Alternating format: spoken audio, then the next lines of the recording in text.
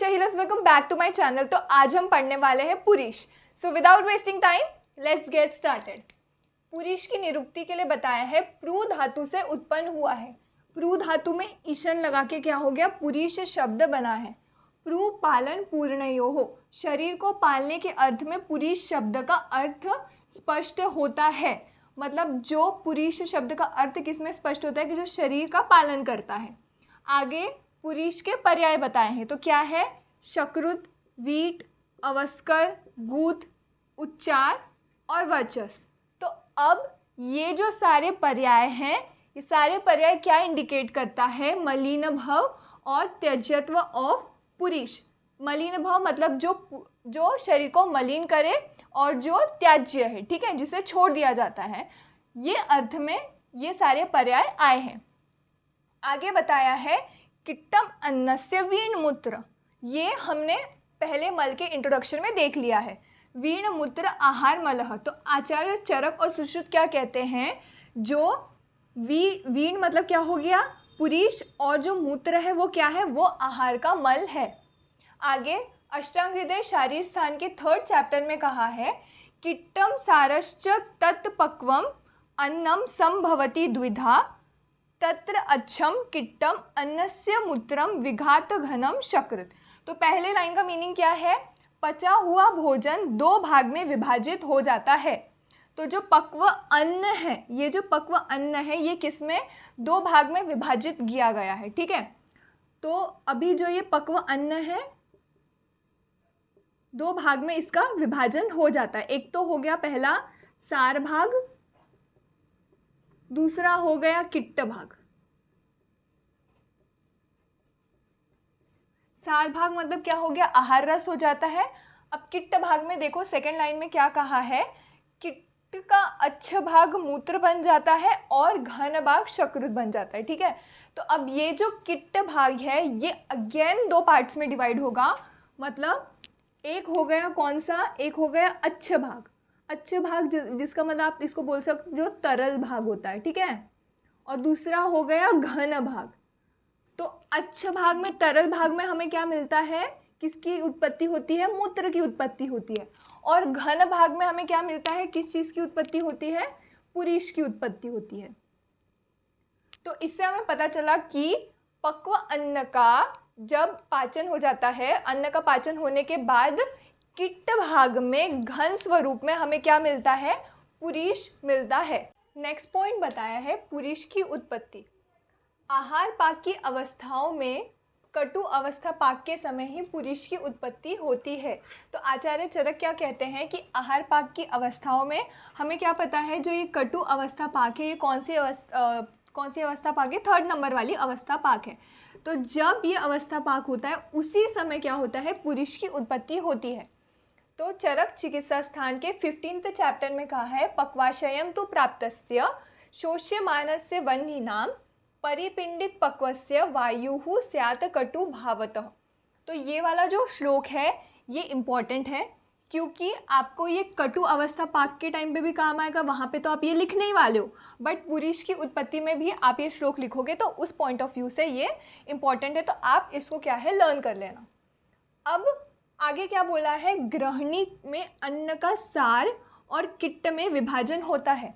आहार का पाचन हुआ, आहार का पाचन के उपरांत हमें पता है वो उसका जो डिवीजन है वो किस में होता है, सार भाग और किट्ट भाग में होता है। तो ये जो विभाजन है कहाँ पे हो रहा है, गृहिणी में ये विभाजन हो रहा है। सार भाग के उपशोषण के उपरांत किट्ट रूप में परिवर्तित आहार का अंश वायु के द्वारा पक्वाशय में पहुँचता है। अब हमारे पास देखो, ध्यान देना, 2 पार्ट है, एक सार भाग और किट्ट भाग। अब ये जो सार भाग को कह रहे हैं कि ये जो सार भाग है उसका क्या होता है, वो उपशोषण हो जाता है, ये शोषित कर लिया जाता है वहाँ से, ठीक है।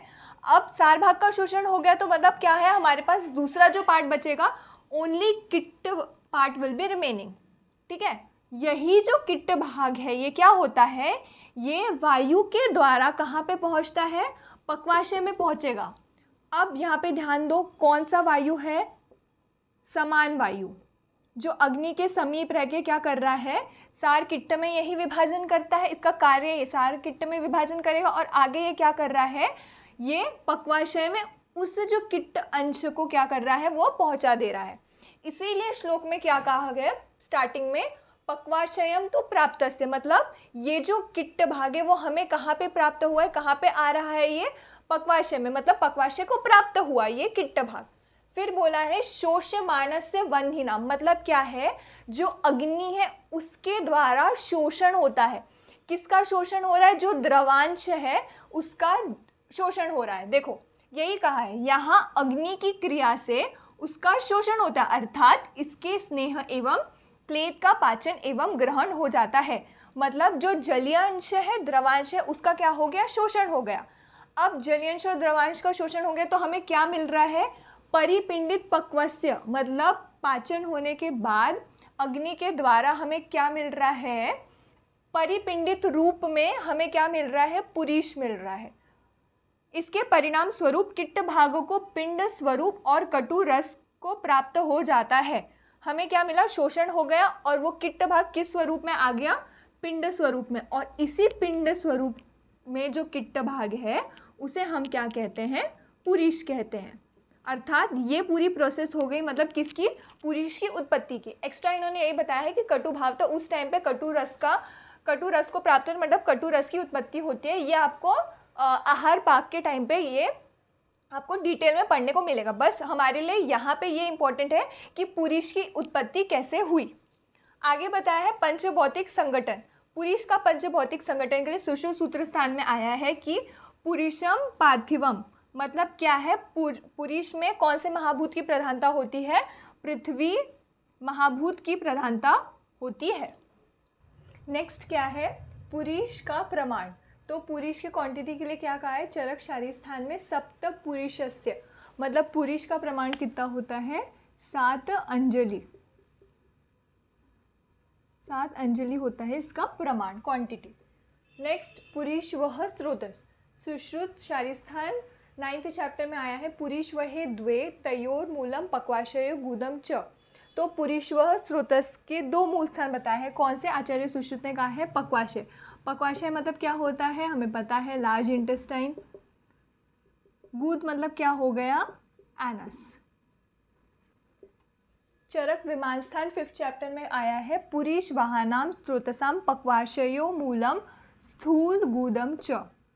अब आचार्य चरक ने कौन से 2 मूल स्थान बताए हैं पुरीश व स्रोतस के, पहला हो गया पक्वाशय, सेम लार्ज इंटेस्टाइन, और दूसरा बोला है स्थूल गुद, मतलब क्या हो गया, रेक्टम। उसके बाद का पॉइंट है पुरीश धरा कला। तो जो सुश्रुत ने जो कलाएं बताई है उसमें जो 5th वाली जो 5वीं कला होती है वो कौन सी है, वो बोली है पुरीश धरा कला। ये पुरीश धरा कला कहाँ पे स्थित होती है, ये प्रेजेंट रहती है पक्वाशय में। पक्वाशय में प्रेजेंट रह के क्या करती है, किट्ट को पृथक करती है। हमने देखा है आहार का जो पचन होने के बाद उसका विभाजन किस में हो रहा है, सार और किट्ट में। तो वो जो किट्ट बन रहा है उसका विभाजन, उसको पृथक करना किसके द्वारा होता है, पुरीश धरा कला वो करती है। तो जो हमें पता है पक्वाशय में क्या रहता है, उंडुक प्रेजेंट रहता है। तो जो उंडुक स्थित, उंडुक मतलब क्या हो गया, सीकम, तो उंडुक स्थित जो ये पुरीश धरा कला रहती है, जिसको हम ये भी बोल सकते हैं मलधरा कला, पुरीश धरा को हम मलधरा कला भी बोल सकते हैं। तो वहाँ उंडुक स्थित ये जो कला होती है उसके द्वारा क्या होता है, वो क्या करती है, जो जलियांश है, ठीक है, जो किट्ट के बाद, जो किट्ट में हमने देखा एक अच्छ भाग और घन भाग है, तो जो अच्छ भाग जो जलियांश भाग रहता है, जो द्रव भाग रहता है, उसके जो शोषण का, जलियांश के शोषण का जो संपादन है वो उंडुक स्थित मलधरा या फिर पुरीश धरा कला के कारण होता है।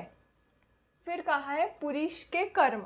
अष्टांग हृदय सूत्र स्थान के 11th चैप्टर में कहा है अवष्ठम्भ पुरीशस्य, मतलब वाग्भट जी क्या कह रहे हैं, पुरीश का जो मुख्य और मेन कर्म क्या होता है, अवष्ठम्भ करना, मतलब क्या हो गया, धारण करने का कर्म, ठीक है। पुरीश क्या करती है, धारण करने का कर्म करती है। फिर अष्टांग संग्रह सूत्र स्थान के 19th चैप्टर में आया है अवष्ठम्भ अनिल अनल धारणे, मतलब क्या हो गया, ये जो शकृत है, पुरीश है, वो क्या कर रही है, वो अवष्ठम कर रही है, अवष्ठम तो कर रही है, धारण तो करेगी, पर क्या होता है, अनिल, अनिल मतलब क्या हो गया वायु, और अनल मतलब क्या हो गया अग्नि। वायु और अग्नि का भी धारण करने का काम करती है। सुश्रुत सूत्रस्थान 15 चैप्टर में कहा है पुरीशम उपस्तंभम वायवग्नि धारणम च। तो पुरीश क्या है, ये शरीर का क्या है, उपस्तंभ है, ठीक है, ये शरीर का उपस्तंभ है और ये क्या करता है, अगेन वही वायु और अग्नि का धारण करने का कार्य करता है। नेक्स्ट पॉइंट है पुरीश विसर्जन। तो सिलेबस में एक पॉइंट बोला है कि पुरीश विसर्जन, तो क्या कहा है, पुरीश का अस्थायी रूप से मलाशय में धारण होता है, मतलब मलाशय में पुरीश कैसा है, अस्थायी रूप से रहता है, मतलब इट्स नॉट परमानेंट। और जब पुरीश का वेग आता है तो वो क्या होगा, शरीर से बाहर निकाल दिया जाएगा। तो वो किसकी सहायता से शरीर के बाहर निकलता है, अपान वायु की सहायता से। तो अपान वायु के कर्म में हमने देखा था क्या होता है, पुरीश जो रहता है वो क्या होता है, शरीर से बाहर निकल जाता है। पुरीश क्षय के लक्षण, सुश्रुत सूत्र स्थान 15 में श्लोक आया है, पुरीश क्षय हृदय पार्श्व पीड़ा स शब्दस्य च वायोर ऊर्ध्वगमनम कुक्षो संचरणम च। मतलब क्या हो गया, पुरीश क्षय होने से हमें कौन कौन से लक्षण दिखाई देंगे। फर्स्ट इज हृदय पार्श्व पीड़ा, मतलब क्या हो गया, हृदय जो हार्ट है और पार्श्व, पार्श्व मतलब क्या हो गया, फ्लैंक्स, वहाँ पे क्या होगा, पेन होगा, पीड़ा होगी। स शब्दस्य च वायोर ऊर्ध्वगमनम, मतलब क्या हो गया, शब्द के साथ वायु का ऊपर की ओर गमन होता है। अब देखो क्या हो गया, पुरीश का क्या है, शरीर में क्षय हुआ, तो जहाँ पे पुरीश रहता है पक्वाशय में, वहाँ पे क्या हो गया, स्पेस क्रिएट होगा, वहाँ पे क्या होगा, खालीपन होगा। तो उस खाली जगह पे क्या हो जाएगा, वात की वृद्धि होती है। और वात की वृद्धि होने के कारण यही बोला है कि शब्द के साथ वायु का ऊपर की ओर गमन होता है। मतलब क्या होगा, शब्द के साथ, साउंड के साथ क्या होगा, वायु की वृद्धि होने के कारण वो क्या होती है, ऊपर की ओर गमन करती है। थर्ड पॉइंट बताया है कुक्षी संचरणम। कुक्षी संचरणम मतलब क्या हो गया, कुक्षी इज उदर, पेट को बोलते हैं, उदर में वायु का संचरण होता है। मतलब क्या हो गया, उदर में, पेट में क्या होता है, जो वायु है वो घूमती रहती है, उसका विचरण होता है, ठीक है। चरक सूत्रस्थान 17 चैप्टर में कहा है शिने शकृति च अंतराणि पीड़यन्यम मारुतः वृक्षस्य अन्नमयम कुक्षिम तिर्यक ऊर्ध्व च गच्छति। मतलब क्या हो गया, शकृत के क्षीण होने से, शकृति क्षीण मतलब क्या हो गया, पुरीश का क्षय होने से कौन कौन से लक्षण दिखेंगे। सबसे पहला बताया है कि जो आंत्र में पीड़ा होती है, पीड़यन्ति मारुतः, मतलब क्या हो गया, पुरीश का क्षय हुआ, हमें पता है पुरीश का, ये कॉमन कंसेप्ट है, क्या हो गया, पुरीश का क्षय होने से क्या हो गया, वात की वृद्धि होती ही है। पुरीश का क्षय हुआ तो क्या होगी, वात की वृद्धि होगी।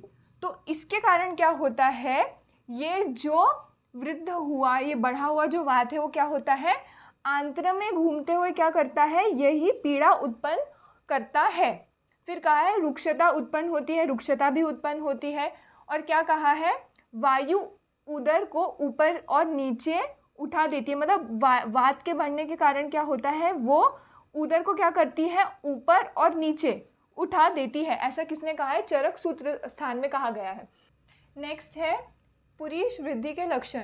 सुश्रुत सूत्र स्थान 15 चैप्टर में आया है पुरीशम आटोपम कुक्षौ शूलम च। मतलब पुरीश की वृद्धि होने पर हमें कौन से लक्षण दिखते हैं। सबसे पहला बताया है आटोप। आटोप मतलब क्या हो गया, आटोप मतलब क्या होता है कि उदर में क्या होता है, उदर में आटोप होता है, तो उदर में गुड़गुड़ की आवाज़ आना, ये जो आवाज़ आती है उसी को क्या बोलते हैं, आटोप। और दूसरा बताया है कुक्षौ शूलम, मतलब क्या हो गया, उदर में शूल होता है, मतलब पेट में क्या होता है, दर्द होता है। अष्टांग हृदय सूत्र स्थान 11 चैप्टर में आया है कुक्ष वादमान आटोपम गौरवम वेदनम शकृत। मतलब क्या हो गया, पुरीश के वृद्धि होने से कौन से लक्षण दिखाई देते हैं। तो वाग्भट कहते हैं कुक्षी में क्या होगा, आधमान होगा। मतलब क्या हो गया, कुक्षी में आधमान हो रहा है, मतलब क्या हो गया, उदर में क्या होता है, आधमान होता है। उदर में क्या दिखेगा, आधमान। तो आधमान में आप क्या बोलेंगे कि आटोप भी होता है प्लस क्या होता है, उदर का फूलना। वायु की वृद्धि होने के कारण क्या होता है, उदर फूल जाता है प्लस आटोप भी होता है, मतलब उदर में गुड़गुड़ की आवाज़ भी आती है। तो ये जब दोनों एक साथ होते हैं, मतलब दोनों साथ में होंगे, मतलब वो क्या हो गया, आदमान। तो कुक्षी में क्या होता है, पेट में आदमान होगा या फिर उसमें आटोप दिखाई देता है। आदमान होगा, आटोप होगा, गौरव होगा। कुक्षी मतलब क्या, भारी हो जाएगा, पेट कैसा होगा, भारी हो जाएगा। और वेदना, पेट में क्या होगा, दर्द होगा। ऐसा कौन कहते हैं, आचार्य Vagbhata. Yeah, that's all for this video. I hope you like this video. Do not forget to like, share and subscribe to my YouTube channel. Thanks for watching. Bye bye.